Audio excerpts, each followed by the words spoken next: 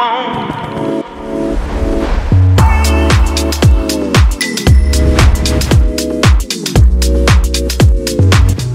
a ngi teewlu seen Rewmi 24 TV.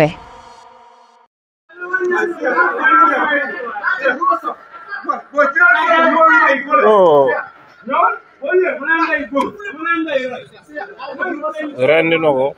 xool deret bi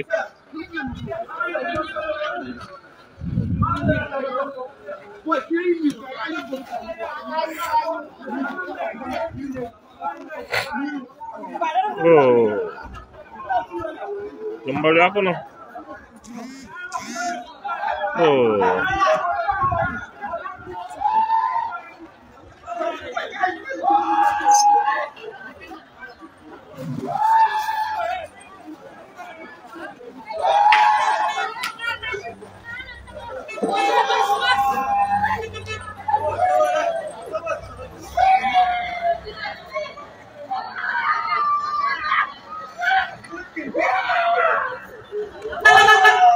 jam nii de dañ ka jam nii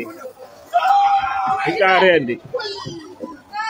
ay waay violence bi si dëkk bi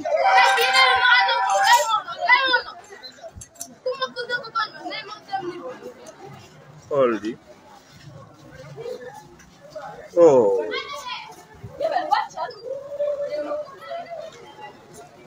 dañ ka jam nii de dañ ka rendi